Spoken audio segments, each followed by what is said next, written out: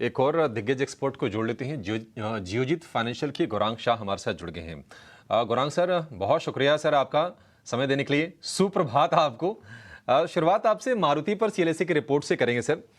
Out perform की rating बरकरार रखी है और लक्ष्य को 11,314 से बढ़ाकर 12,890 कर दिया है। और आपका तो मारुति पर कन्विक्शन भी रहा है। मारुति, क्या सलाह होगी आपकी तरफ से, क्या करना चाहिए आज?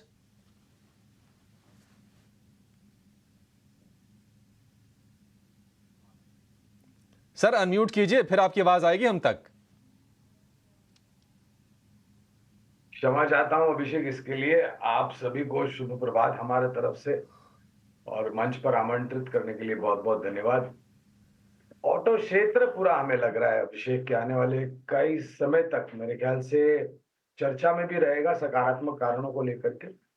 और जिस प्रकार के ये महीने में दर महीने तिमाही के आंकड़ों की तो मैं चर्चा नहीं करूंगा, क्योंकि मैं ज्यादा महत्व नहीं देता उसको।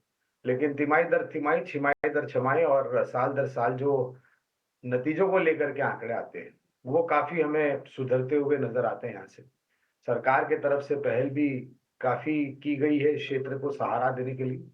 और नए लॉन्चेस को लेकर के तो कोई आशंका है ही नहीं। तो काफी लंबे समय से, जैसे आपने बताया, मारुति पर खरीदारी की राय है, वो आज की तारीख में भी है। छोटी मध्यम अवधि के लिए हम तो सक्षम नहीं है टिप्पणी करने के लिए, लेकिन लंबी अवधि के लिए एस्कॉर्ट्स कुबोटा को छोड़ करके मेरे ख्याल से कमूमन बाकी जितनी भी ऑटो या फिर वाहन उत्पादन करने वाली कंपनियां हैं, या फिर पुर्जे बनाने वाली कंपनियां, जैसे कि OEM segment, tyre companies, battery manufacturing companies, ये सब एक दूसरे के ऊपर निर्भर है अभिषेक। तो आपको इन सभी कंपनियों पर ध्यान देना चाहिए। सर जेम फाइनेंशियल, एक क्विक व्यू आपकी तरफ से।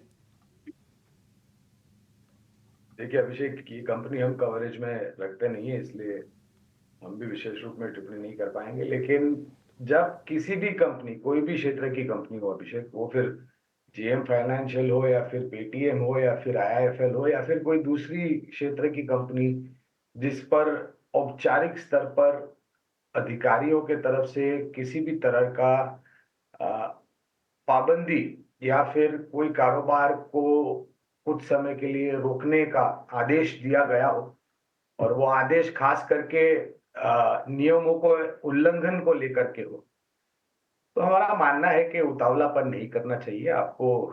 एक बात दूसरी कहना चाहूंगा कि जब तक निर्णायक तरीके से ये मसला हल नहीं हो जाता, तब तक प्रतिपक्ष और पक्ष के तरफ से मेरे ख्याल से बयान, टिप्पणियां आती रहेगी, जो शायद उठापटक की तीव्रता जो है वो बहुत ऊपर के तरफ जा सकती है। ये निर्भर करता है कि टिप्पणियां किस और किस प्रकार की आ रही है। तो पहले तो कवरेज नहीं है, इसलिए खरीदारी करने की, लेने की या बेचने की तो राय नहीं दूंगा। लेकिन आपको सावधानी बिल्कुल बरतनी चाहिए, किसी प्रकार का उतावलापन नहीं करना चाहिए जब तक स्पष्टीकरण नहीं आता। अंक सर, एक मिनट, जो आपके हाथ में जो चश्मा है सर, ये दूर का है कि पास की नजर का है?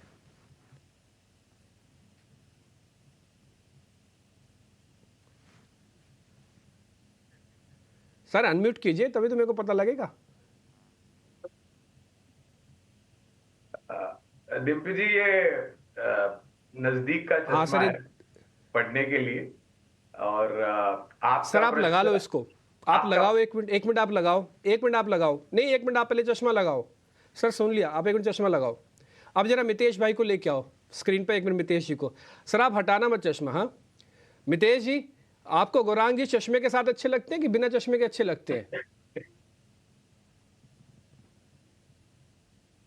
डेफिनेटली सर, चश्मे मितेश के भाई साथ बताइए।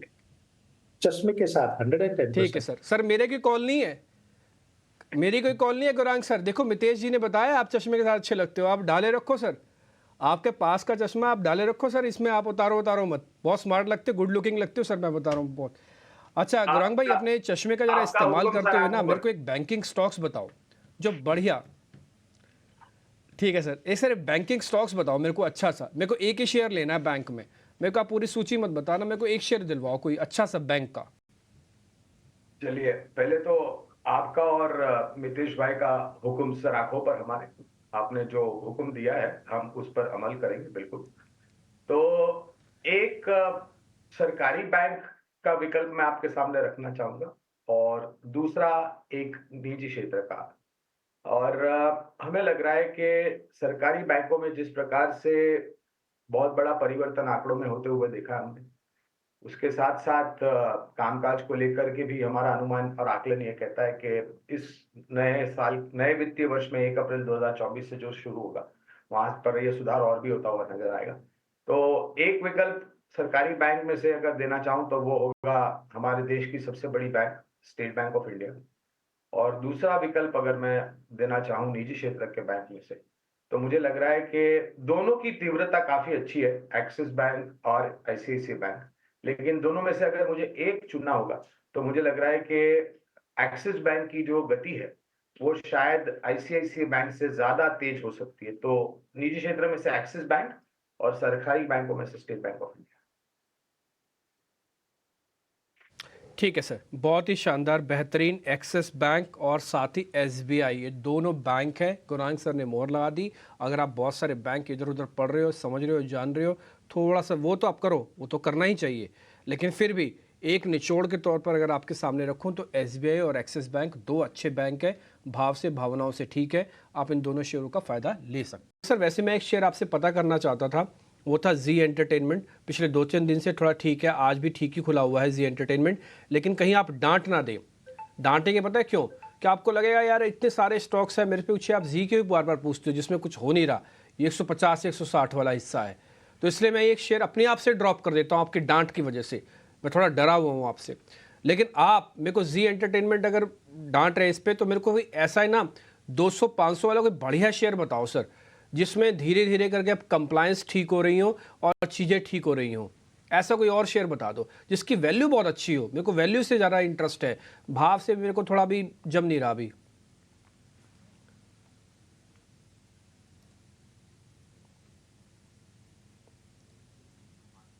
सर अनम्यूट कीजिए, गुरांग सर प्लीज़ अनम्यूट कर लीजिए। क्षमा चाहता हूँ, ये म्यूट अनम्यूट की परिभाषा जो है वो मेरी समझ में नहीं आती, तो इसके लिए माफी चाहता हूँ। और पहली पहली बात तो आप तो हमारे अनुज हैं, डिम्पी भाई, तो आपको डांटना तो बहुत दूर की बात हो गई है, और हम डांटते नहीं हैं।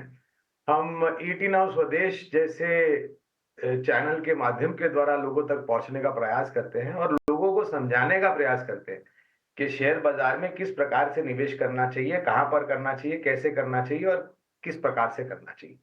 और हमारी बात को अगर कोई गलत मतलब निकाल दे तो हम क्षमा चाहते हैं। हमारा डांटने का कभी भी ऐसा मन नहीं होता, हम समझाने का प्रयास करते हैं। तो आपका प्रश्न का उत्तर देते हुए, सब प्रोग्राम की शुरुआत में, कार्यक्रम की शुरुआत में आपने एक प्रश्न पूछा था ऑटो क्षेत्र मारुति को लेकर के, मेरे ख्याल से अभिषेक ने पूछा था। तो इसी क्षेत्र की एक कंपनी है जो मेरे ख्याल से करीबन 275, माफ कीजिएगा, 175 180 के आसपास कामकाज कर रही है, वो है अशोक लेलैंड। डिम्पी, ये कंपनी, मेरा अनुमान ये कहता है कि जिस प्रकार से कमर्शियल व्हीकल सीवीज की बिक्री होगी, रिप्लेसमेंट डिमांड होगी स्क्रैपेज पॉलिसी के तहत, और अगर अर्थव्यवस्था अच्छी करती है डिम्पी, तो जाहिर है सामान का आवागमन जो होता है वो बड़ी मात्रा में होता है, और वो ज्यादातर हमारे देश में 80% रोड के द्वारा होता है, रोड ट्रांसपोर्ट के द्वारा। तो अशोक लेलैंड बहुत पसंद आता है। हमने 220 225 के बहुत ही न्यूनतम लक्ष्य हमने रखे हैं बुनियादी तर्क के आधार पर, और हमारा अनुमान ये भी कहता है कि जिस प्रकार से आंकड़ों में परिवर्तन हुआ है और जो टिप्पणियां मैनेजमेंट ने करी हैं आने वाले भविष्य के कारोबार को लेकर के, तो ये एक मात्र औपचारिकता होगी 220 225 के स्तर। हमारा आकलन ये भी कहता है कि ये ऊपर की तरफ भी जा सकता है। ठीक है, अशोक लेलैंड को लेकर ये व्यू। प्रशांत हमारे साथ जुड़ गए हैं। प्रशांत बताइए, आपके ओपनिंग ट्रेड्स क्या हो, उसके बाद कुछ और शेयरों पर चर्चा करेंगे। जी अभिषेक जी, अगर हम ओपनिंग के हिसाब से देखें तो मुझे लग रहा है एसीसी काफी अच्छा लग रहा है और 20 दिनों के एवरेज के ऊपर ट्रेड करने की कोशिश कर रहा है। करीबन 2670 के आसपास, 2665 के आसपास ट्रेड कर रहा है। तो यहाँ पे मुझे लग रहा है 2625-30 के आसपास थोड़ा डीप स्टॉप लॉस रख के एक पोजिशनल ट्रेड लिया जा सकता है, और यहाँ से आपका टारगेट होना चाहिए करीबन 2725 से लेके 2740। लेकर ये व्यू। गौरांग सर, आपसे एक व्यू जाएंगे। टाटा वाले जो शेयर्स हैं ना, तमाम शेयरों में देखने की आज थोड़ी थोड़ी मुनाफा वसूली है, हालांकि लोअर लेवल से हल्की हल्की हम रिकवरी भी थोड़ी थोड़ी देख रहे हैं। Tata chemical, Tata power, Tata consumer, Indian hotels, ये तमाम शेयर आज गिरावट पर ट्रेड कर रहे हैं। क्या ये डिप खरीदने का मौका है? अगर हाँ तो आपका कन्विक्शन टाटा ग्रुप में सबसे ज्यादा कहां पर है? कौन से वो 2-3 शेयर होंगे जो खरीदने चाहिए? अभिषेक भाई, ये तो तमंचा मस्तक पे रखने की बात हो गई, क्योंकि काफी सारी कंपनियां टाटा समूह की ग्रुप की कंपनियों में हमारे खरीदारी की सूची में है। और अरे ये गलत होगा मेरे लिए स्पष्टीकरण करना, क्योंकि टाटा ग्रुप की कंपनियां इतने फैले हुए कारोबार हैं और इतनी अच्छी और सक्षम कंपनियां हैं इनके ग्रुप में कि कोई मैं एक पक्षपात नहीं कर सकता हूं अभिषेक। लेकिन हाँ, जो कारोबार है उसके आधार पर अगर मुझे कुछ नाम, 2 या 3 नाम लेने हो, तो फिर से वाहन क्षेत्र में टाटा मोटर पसंद आता है और ये काफी पसंदीदा शेयर हमारा 300 के नीचे के स्तर से रहा है और 1000 के आसपास भी आज अच्छा लगता है। खबरें अच्छी है इनकी जो आई थी डेट को कम करने के लिए या फिर कारोबार का विभाजन करके अलग करने की। तो टाटा मोटर अच्छा लगता है, हॉस्पिटैलिटी में इंडियन होटल्स अच्छा लगता है, ऊर्जा उत्पादन में टाटा पावर अच्छा लगता है, आईटी में टीसीएस अच्छा लगता है, और ऑफ कोर्स मेटल्स में टाटा स्टील। तो एक पक्षपात करना मेरे लिए सही नहीं होगा। कारोबार के आधार पर ये सब कंपनियां पसंद आती हैं। एक शेयर मेरे को जरा पता करना है, वो IEX है। एक्चुअली क्या है ना, ये चलता है रुक जाता है, पता नहीं इसका क्या डेस्टिनेशन सा 145 के आसपास आके रुक जाता है, शायद वहाँ पे जस्टिफाई करता होगा। मैं एक काम करता हूँ, अपनी स्क्रीन से ना आपको एक IEX का शेयर दिखाऊंगा, अभी अभी आ जाएगा 2 मिनट के अंदर ही। गुरांग सर, एक बार जरा आप देख के बताइए आपका इस पे असेसमेंट क्या है। आपको मालूम है ना, इस पर सर रेगुलेशन वाला एक मैटर चल रहा है। सरकार ये कहती है कि भैया आपके पास सारे राइट्स नहीं होने चाहिए, हम तो कॉमन कर देंगे सारी एक्सचेंजेस को और फिर एक रेट डिसाइड होगा। आपकी मोनोपोली को थोड़ा खतरा है, ऐसे बीच में खबर थी, अभी वो हुआ नहीं है। हाँ, सरकार ऐसा चाह रही है कि ऐसा हो जाए, थोड़ा डरा सहमा सा ये शेयर है। एक बार जरा मेरी स्क्रीन पे दिखाना IEX, उसमें मैंने डाल दिया, आपको दिखेगा सपोर्ट पे 130 से लेकर 140 वाली सपोर्ट है। सर गुरांग सर, इस पे एक बार आपकी रिकमेंडेशन चाहिए। तो डिप्टी, जैसे मैंने पहले भी टिप्पणी करी थी कि अगर किसी भी कंपनी के ऊपर औपचारिक स्तर पर कोई कार्रवाई की गई हो या फिर आने वाले भविष्य में नीतियों को लेकर के बदलाव होगा, तो उसका असर जो है वो कारोबार पर बिल्कुल पड़ता है और वो सकारात्मक नकारात्मक दोनों के तरफ होता है। और सरकार की मंशा हमेशा ये रही है कि किसी भी प्रकार की मोनोपोली किसी कंपनी को नहीं मिलनी चाहिए, चाहे वो निजी क्षेत्र की हो या फिर सरकारी कंपनी। प्रतिस्पर्धा एक बराबर सी होनी चाहिए जिससे उपभोक्ताओं को फायदा हो। स्पेसिफिक कवरेज नहीं है IEX पर, इसलिए टिप्पणी नहीं करूंगा, लेकिन 2-3 चीज बताना चाहूंगा। एक तो कारोबार को लेकर के कुछ दिक्कतें आने वाले भविष्य में। दूसरा, काफी सारे निवेशक इस शेयर के तरफ आकर्षित इसलिए हो गए थे क्योंकि कुछ समय पहले बहुत तीव्र गिरावट आई थी। लोगों ने ये सोचा था कि इतना गिर गया, अब और कितना गिरेगा करके निवेश कर दिया और वहां से भी 25-30% गिर गया है। तो हर एक ऊपर के पड़ाव में आपको लोग निकलते हुए नजर आएंगे, जिससे जो दायरा है ऊपर का वो सीमित हो सकता है। ऐसे स्टॉक्स में से आपको अपने आप को थोड़ा बहुत वंचित रखना चाहिए, किसी भी प्रकार का उतावलापन नहीं करना चाहिए। अगर आपको ऊर्जा, और ये कंपनी ऊर्जा एक प्लेटफॉर्म उपलब्ध कराती है ऊर्जा ट्रेडिंग के लिए, ये कोई कंपनी ऊर्जा उत्पादन या फिर ऊर्जा वितरीकरण में नहीं है कामकाज, ये एक प्लेटफॉर्म उपलब्ध करा है जहां पर लेन देन होता है ऊर्जा।